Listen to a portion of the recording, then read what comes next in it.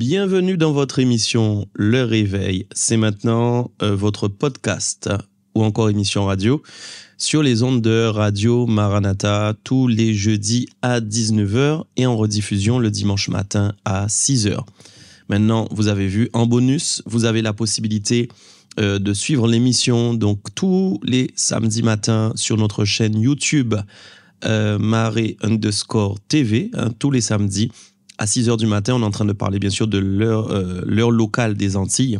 Si vous êtes en Europe, à Paris ou en Belgique, peu importe l'endroit, vous pouvez suivre aussi en décalé bien évidemment, en rediffusion, puisque le podcast reste disponible sur notre chaîne YouTube. Voilà, donc ça vous permet de l'écouter à la radio ou alors de la suivre en vidéo si vous n'avez pas eu le temps. Voilà, donc je rends gloire à Dieu pour ça. J'espère que vous allez bien. Le mois de mars a débuté et le mois dernier, j'ai parlé du réveil. Voilà, on a vu ensemble ce qu'était le réveil. En tout cas, on a défini ensemble ce qu'est le réveil. Et pour ce mois de mars, je vais avoir 3 sessions spéciales, 3 podcasts spécifiques où je vais vous parler du temple du Saint-Esprit, le réveil par le temple du Saint-Esprit. Donc, j'espère que vous êtes confortablement assis, que vous allez bien et que si vous êtes en train de faire quelque chose en même temps, écoutez, mettez vos oreillettes et pour entendre pleinement ce que le Saint-Esprit a à nous dire aujourd'hui, parce que je crois que sa parole va encore nous faire du bien, va nous remplir vraiment et va nous mettre un feu et un zèle pour que nous puissions continuer à persévérer et à aller plus loin avec le Seigneur. Amen. Donc en tout cas, j'espère que vous êtes en forme. Je fais quelques réglages en même temps. Voilà, je regarde un peu, ça va. Ok, sur mon micro, que vous ayez en tout cas le son le meilleur qu'il soit. Ok, alors on va débuter avec cette série. Donc aujourd'hui, le réveil par le temple du Saint-Esprit. Alors, il est important pour nous de nous rappeler que nos corps ne nous appartiennent plus et que nos corps sont maintenant le lieu d'habitation de la présence de Dieu. J'aimerais commencer par un texte qui est dans 1 Corinthiens chapitre 3, les versets 16 à 17, qui nous dit « Ne savez-vous pas que vous êtes le temple de Dieu et que l'Esprit de Dieu habite en vous? Ne savez-vous pas que vous êtes le temple de Dieu et que l'Esprit de Dieu habite en vous ?»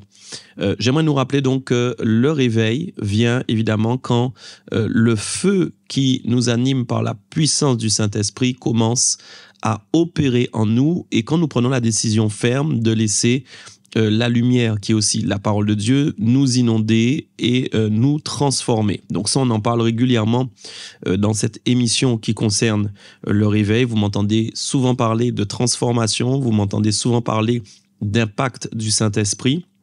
Et j'aime parler de transformation.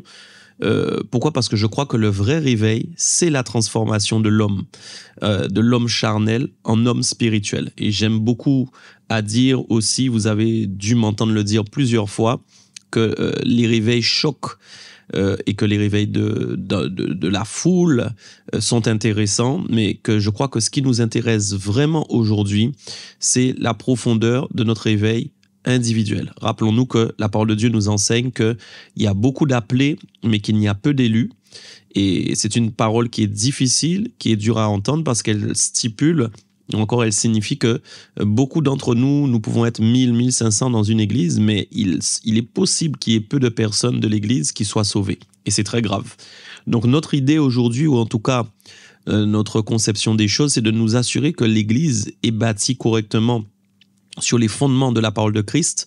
Et il faut que la façon dont nous allons bâtir l'Église et dont nous allons construire l'Église, on parle de vous, bien évidemment, quand on parle de l'Église, il faut qu'on s'assure, nous aujourd'hui, les pasteurs, les leaders, que vous soyez bâtis sur les fondements de Christ et que votre vie soit le reflet de Jésus. Et pour ça, il faut absolument des prises de décision radicales. Il faut absolument que vous ayez fait le choix de ne ressembler à personne d'autre que Jésus. Et il faut aussi que nous soyons des enfants de Dieu authentiques et sincères qui aimons profondément le Seigneur, parce que c'est par notre amour envers Dieu, cet amour sincère et authentique, que nous allons accepter tout ce que Dieu permet dans notre vie, même ce qui peut paraître parfois dur, difficile, incompréhensible sur le moment, doit être accepté, en tout cas, quand ça vient de Dieu, bien évidemment, pour notre avancement spirituel, pour notre modification, notre transformation qui doit nous rendre semblables à l'image de Jésus-Christ. Nous sommes donc des imitateurs de Christ et nous voulons parler de réveil, donc pour toi, pour moi, en disant que nous allons suivre les pas de Jésus, nous allons faire ce que Jésus-Christ aurait fait à notre place, nous allons agir comme Jésus-Christ aurait agi à notre place, nous allons penser comme il aurait pensé, nous allons réfléchir comme il aurait réfléchi, nous aurons en nous les sentiments de Christ.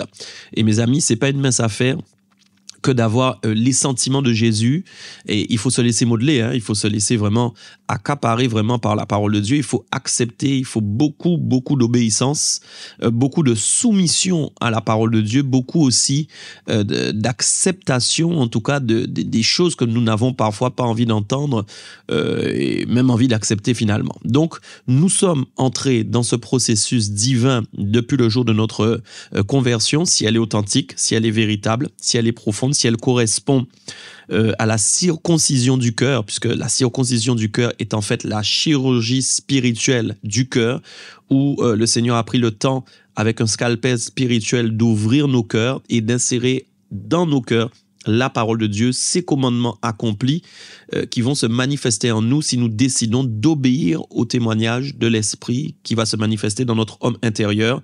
Ce oui que nous entendons, tu peux le faire. Ce non que nous entendons qui dit que tu ne peux pas le faire.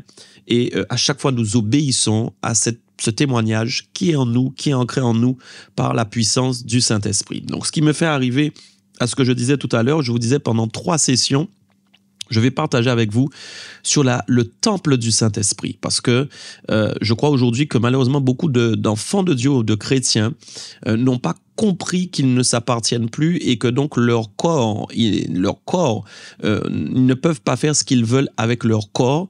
Et quand on dit qu'on ne peut pas faire n'importe quoi avec notre corps, c'est-à-dire qu'on a laissé la possibilité à l'esprit de conduire nos corps. Je suis en train de parler évidemment du corps, mais je suis en train de parler aussi de l'esprit, je suis en train de parler de l'âme, puisque votre esprit est dans un corps, votre âme est dans un corps, et forcément ce corps-là, en fonction de là où il va, en fonction de comment il fonctionne, en fonction des actions qui sont commises par ce corps, il y a bien évidemment soit des défaillances, il y a des bénédictions aussi, mais il y a aussi parfois des malédictions.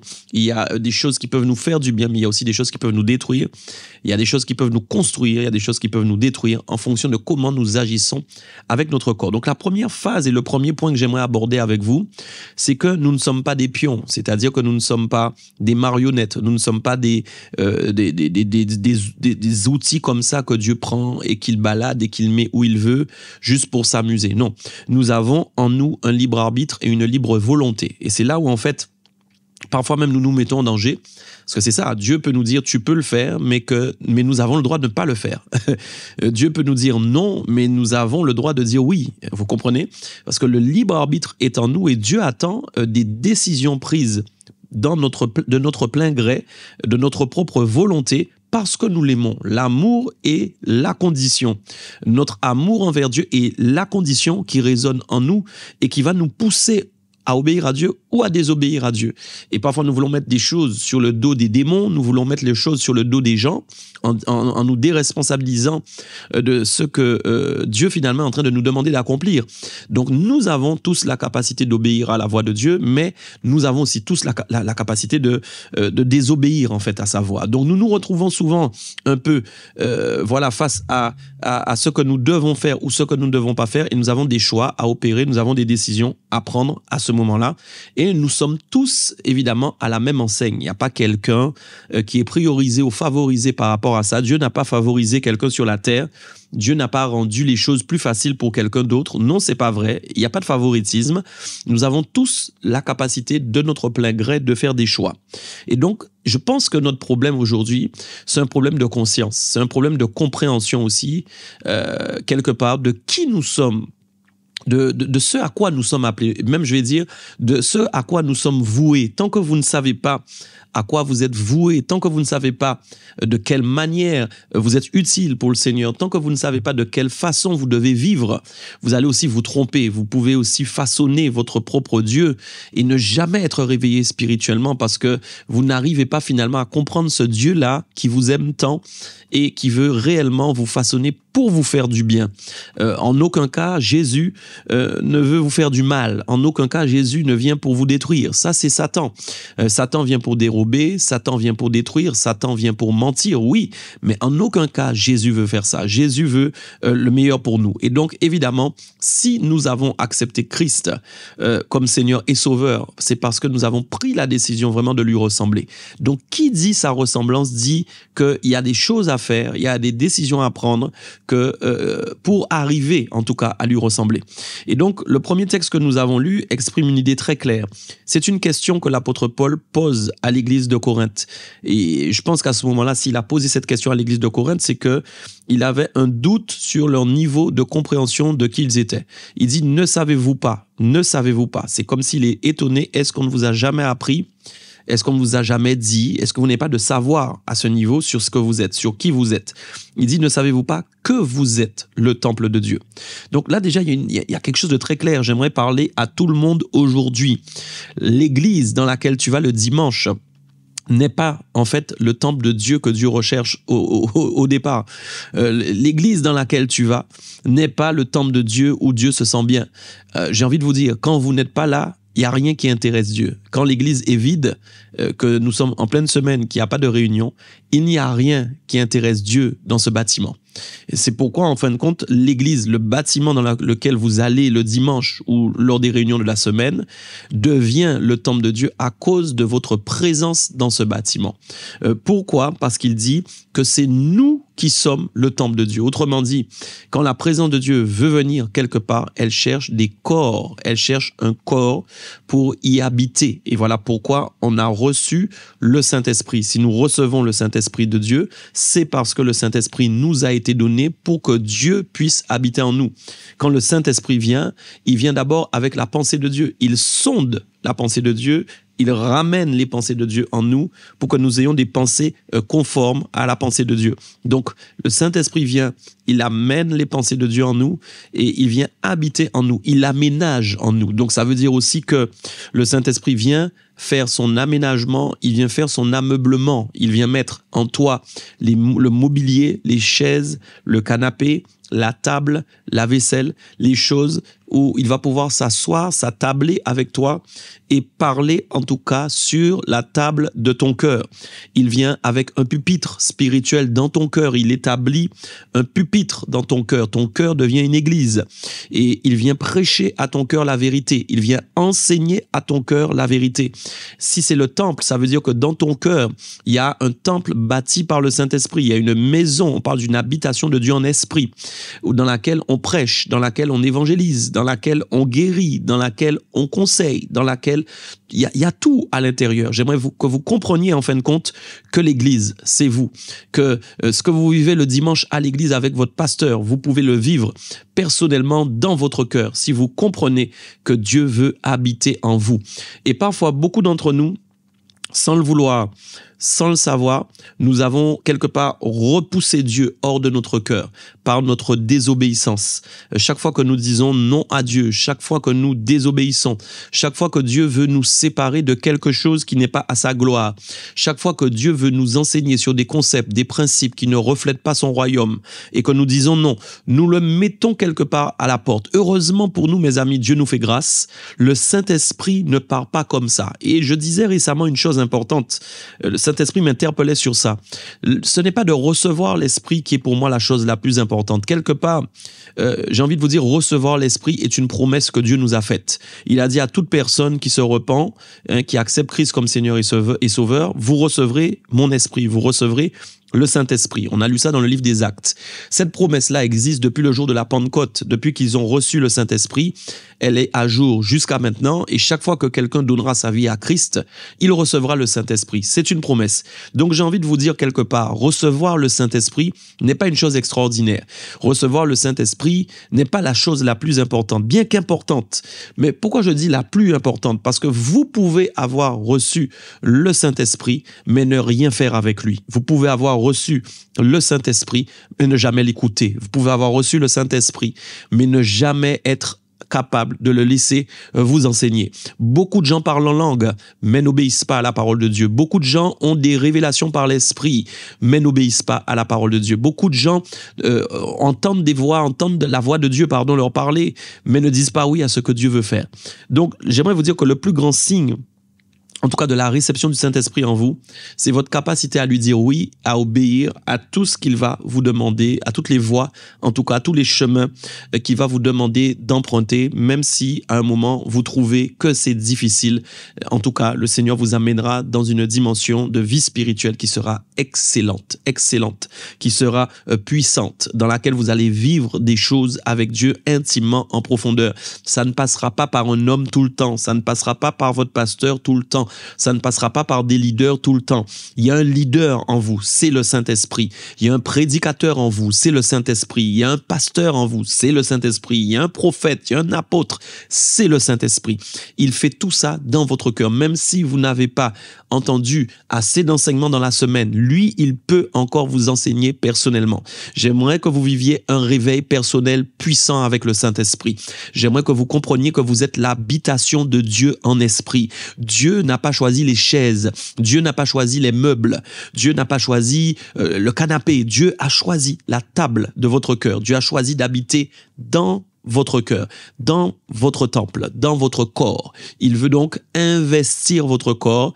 Il veut que votre corps soit rempli de sa présence. Il veut que votre corps soit un temple glorieux dans lequel on trouve des ressources. Vous imaginez si on est en train de parler finalement du lieu où Dieu habite. On est en train de dire que c'est là où on trouve la nourriture. On est en train de dire que c'est là où on trouve les solutions. On est en train de dire que c'est là où on trouve les conseils. Vous imaginez, vous êtes le temple de Dieu. Quand quelqu'un frappe à la porte de votre cœur, il aura une réponse éblouissante. Quand quelqu'un a besoin d'être éclairé et qu'il vient parler avec vous, il trouvera de la lumière sur son chemin qui était sombre. J'aimerais que vous compreniez. Quand quelqu'un a besoin d'une explication biblique, il trouvera en frappant à la porte de votre cœur une réponse biblique, une réponse véritable. Parce que vous êtes le temple de Dieu. Vous transportez aussi l'onction. L'onction, la présence de Dieu par laquelle Dieu veut vous revêtir pour que votre corps soit complètement recouvert de l'onction du Saint-Esprit, pour que votre corps baigne dans le Saint-Esprit. Quand on parle du temple, on parle de la porte. Quand on parle du temple, on parle de la fenêtre. Quand on parle du temple, on parle de la louange. On parle de tout ce qu'il y a à l'intérieur du temple et qui sont à la gloire de Dieu. Même les anges peuvent venir et côtoyer votre vie, peuvent se déplacer à vos côtés, peuvent vous accompagner dans vos démarches parce que vous êtes le temple de Dieu. Ne savez-vous pas que vous êtes le temple de Dieu et que l'Esprit de Dieu habite en vous? Oui, l'Esprit de Dieu habite en vous. Vous n'avez pas n'importe quel locataire, c'est un locataire spécial, c'est un locataire unique, c'est un locataire qu'il faut honorer, c'est un locataire qu'il faut respecter, c'est un locataire précieux. Et vous imaginez que quand vous vivez avec quelqu'un, vous savez, quand on vit seul, on peut se laisser aller. Notre périmètre de liberté est tout de suite enfreint quand il y a quelqu'un d'autre qui vient habiter avec nous. Essayez d'imaginer un petit peu dans votre quotidien ce que je suis en train d'expliquer. Vous vivez seul et puis vous avez un invité pendant 2 mois qui vient vivre chez vous. Vous allez voir que tout de suite, dès que quelqu'un vient habiter chez vous, vos habitudes vont être dérangées. Vos habitudes, même parfois, j'allais dire, ça va vous faire rigoler, même pour aller aux toilettes, vous pouvez être dérangé parce qu'il y a quelqu'un qui est là. La façon dont vous allez manger, peut-être vous mettiez vos pieds sur la chaise parce que vous êtes seul et vous mangez là tranquille ou sur votre canapé, vous n'allez pas le faire parce que vous avez un invité. Donc dès qu'il y a quelqu'un qui habite avec vous et que vous n'êtes plus seul, automatiquement votre vie change. Vos habitudes de vie sont bousculées. Eh bien, imaginez que la Bible dit que le temple de Dieu, c'est vous et que le Saint-Esprit habite en vous. Vous imaginez, l'Esprit de Dieu habite en vous. Donc, en fait, vous n'êtes pas seul. J'aimerais que vous compreniez que la vraie solitude, c'est pour les gens qui, quand ils se mettent à part, il y a encore un vide en eux. La vraie solitude, c'est quand vous avez l'habitude de vous mettre à part et que vous ne savez pas côtoyer la présence de Dieu. En fait, vous n'êtes jamais seul. Quand vous vous mettez à part et que vous avez l'habitude de côtoyer la présence de Dieu, quand vous vous mettez à part et que vous savez que le Saint-Esprit est là, vous n'êtes jamais seul en réalité. La solitude n'existe pas. Je dis que la solitude, c'est pour ceux qui, quand ils vont dans leur mise à part, n'ont pas pris l'habitude de chercher Dieu, n'ont pas pris l'habitude de trouver le Seigneur, n'ont pas pris l'habitude de sentir sa présence. Je crois que c'est pour eux, mais il n'y a pas de solitude en fait pour ceux qui ont vraiment décidé de bâtir leur vie chrétienne sur le Saint-Esprit. Ils ne sont jamais seuls. Et ils ont cet invité qui est là continuellement avec eux. Et donc forcément, si le Saint-Esprit est avec vous 24/24, vous ne pouvez pas vivre comme si vous viviez seul. Et c'est là où on voit ce qu'on appelle, là où il y a l'Esprit, il y a la liberté. J'aimerais expliquer ça encore aujourd'hui. Là où il y a l'Esprit, il y a la liberté. La liberté de faire quoi? Est-ce que c'est la liberté de faire ce que nous voulons, qui nous plaît?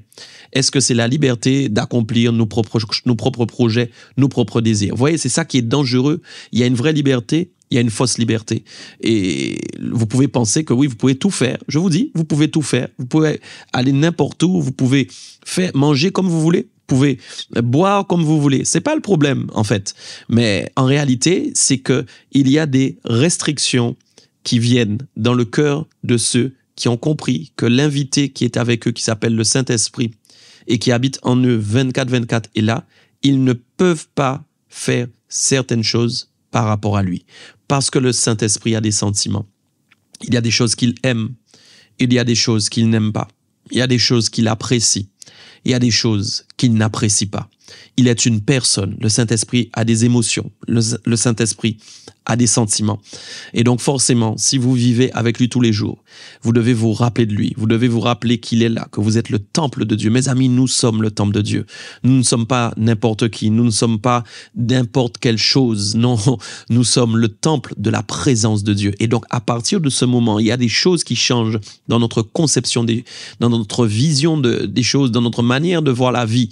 Il y a des choses qui changent. Et c'est pourquoi je dis, certaines personnes qui prennent plus conscience que d'autres que le Saint-Esprit habite en eux et qui sont une habitation de Dieu en esprit vont se restreindre au niveau de la vie. On les verra peut-être comme des personnes qui font pas certaines choses et qu'on ne comprend pas pourquoi ils ne les font pas. Mais quand vous comprenez que le Saint-Esprit est avec vous 24/24, vous ne pouvez pas avoir une vie, vous ne pouvez pas diriger votre vie comme vous voulez. Et ce n'est pas quelque chose de dur, ce n'est pas quelque chose de difficile.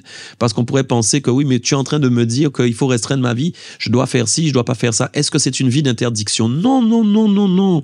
Ce n'est pas une vie d'interdiction. J'ai dit là où il y a l'esprit, il y a la liberté. J'explique le périmètre de liberté. Il nous est donné en fonction des restrictions que nous allons nous imposer nous-mêmes par conviction et par honneur envers la personne de Dieu qui habite en nous par son esprit. Nous voulons honorer Dieu. Nous voulons le respecter. Comment le respecter? Comment l'honorer? C'est en prenant conscience que son esprit habite en nous. Donc, quand son esprit habite en nous, je suis en train de dire que Dieu habite en moi. Mes amis, vous n'êtes jamais seul. À tout moment, quel que soit l'endroit où vous allez, quel que soit le péché que vous allez commettre, Dieu est là. Dieu est avec vous. Il n'y a aucun moment, en fait, où vous pouvez penser que Dieu ne vous voit pas. Dieu nous voit sans cesse. Dieu nous écoute sans cesse. Dieu nous sent sans cesse. Vous ne pouvez pas penser que ce jour-là, vous avez fait quelque chose qu'il n'avait pas vu, que ce jour-là, vous avez fait quelque chose qu'il n'avait pas ressenti. Mais non, ce n'est pas vrai. Il est là 24 heures sur 24 et dit, si l'esprit est là, Dieu est là. Dieu est là par son esprit. C'est vrai qu'il est au ciel, mais son esprit nous a été donné. Son esprit habite en nous. Donc, quand nous parlons du périmètre de liberté, nous sommes en train de dire que chacun choisit sa liberté. Ouais. Chacun choisit d'être libre à sa façon. Chacun choisit d'être libre à sa manière. D'autres vont dire, je mange ça, je bois ça. D'autres vont dire, je mange pas ça, je bois pas ça. Par rapport à la personne du Saint-Esprit qui habite en nous. C'est vrai que c'est pas un aliment qui nous rapproche de Dieu. C'est pas un aliment qui nous éloigne de Dieu. Mais je suis en train de dire qu'il y a une façon de restreindre notre vie dans notre quotidien. Évidemment, pour pouvoir plaire au Seigneur. Il y a des choses qu'on peut faire, qu'on ne peut pas faire. Il y a des discussions dans lesquelles on ne peut pas être. Il y a des discussions dans lesquelles on ne doit pas nous trouver. Il y a des réflexions dans lesquelles on ne doit pas nous entendre. Parce que la personne de Dieu, la personne du Saint-Esprit habite en nous. Quand vous commencez à comprendre ça, vous cherchez réellement un réveil puissant et un réveil authentique. Vous cherchez à ce que votre âme et votre esprit soient réveillés constamment. Vous cherchez à ne jamais plus tomber dans les mêmes travers. Vous avez pris maintenant la décision ferme de ne plus être la même personne. Et l'honneur et la révérence tirent son origine de l'amour que nous avons envers Dieu. Personne ne devient une victime spirituelle s'il n'aime pas Dieu. Personne ne rentre dans une dimension de sacrifice profond s'il n'aime pas Dieu. Mes amis, parfois nous disons que nous aimons Dieu, mais c'est tellement léger, c'est tellement vide parfois, il y a un tel manque de profondeur dans notre amour envers Dieu. De quelle façon nous l'aimons? Est-ce que c'est quand il nous donne quelque chose? Est-ce que c'est quand nous nous sentons bénis uniquement que nous l'aimons? Est-ce que c'est quand il a répondu à nos prières que nous l'aimons? Ou est-ce que nous avons un amour détaché des choses qu'il peut faire, des choses qu'il peut nous offrir, des choses qu'il peut réaliser? Est-ce que nous avons un amour détaché? Nous l'aimons en toute simplicité. Nous l'aimons en profondeur. Simplement parce qu'il a dit, vous êtes mon temple. Vous imaginez, je veux habiter en vous. Quelle profondeur d'amour de la part de Dieu de se dire, je veux tellement m'assurer que vous allez réussir dans la vie. Je veux tellement m'assurer que vous n'échouerez point, que vous ne tomberez point, que je viens carrément habiter en vous. Vous imaginez, c'est comme si Dieu mettait un pare-feu en fait autour de vous, une muraille de feu. Il montait vraiment, il érigeait un mur autour de vous pour s'assurer en fin de compte que jamais en fait vous allez rétrograder, jamais vous allez tomber. C'est pourquoi ne croyez pas au mensonge du diable qui veut s'installer et installer dans votre esprit la croyance que vous êtes seul. Vous n'êtes pas seul. Mes amis,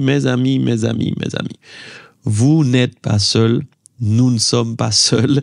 Et Dieu est avec nous tout le temps et tout le temps.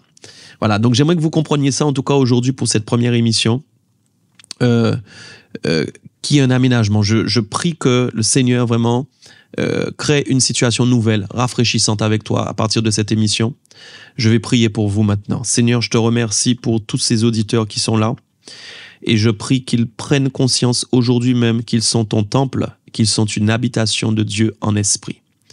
Tu as décidé d'habiter en eux et de faire d'eux ta maison. C'est là où tu vis, c'est là où tu respires, c'est là où tu parles, c'est là où tu agis, c'est là où tu guéris, c'est là où tu fais des prodiges et des miracles.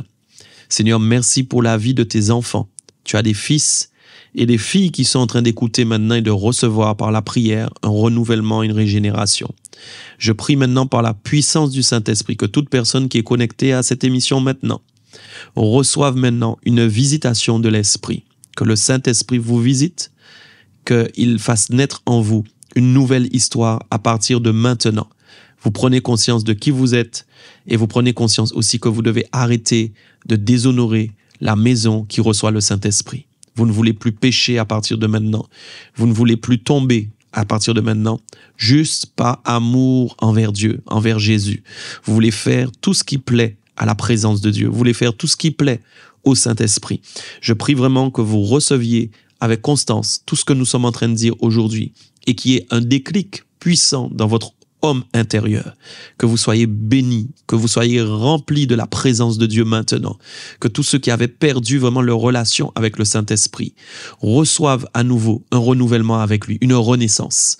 Père, je prie dans le nom de Jésus que tu actives par le feu de l'Esprit cette relation maintenant dans le nom de Jésus-Christ. Merci pour ce que tu fais avec eux. Merci pour ce que tu vas faire avec eux, que tu fais en eux maintenant par la puissance de ton Esprit. Père, je te glorifie et je te donne la gloire. Dans le nom de ton Fils Jésus-Christ. Amen. Voilà les amis, en tout cas soyez bénis. J'espère que vous avez été bénis par ce programme. S'il vous plaît, likez, partagez le programme à quelqu'un. C'est nouveau ce podcast. On a besoin de le faire connaître et c'est par vous seulement qu'il peut être connu. Je vous demande votre soutien. Likez, abonnez-vous à la page Marie_TV. Partagez au moins 10 personnes. Si vous faites ça sur WhatsApp, vous partagez à 10 personnes le lien. Obligatoirement, l'émission va continuer de se propager. OK?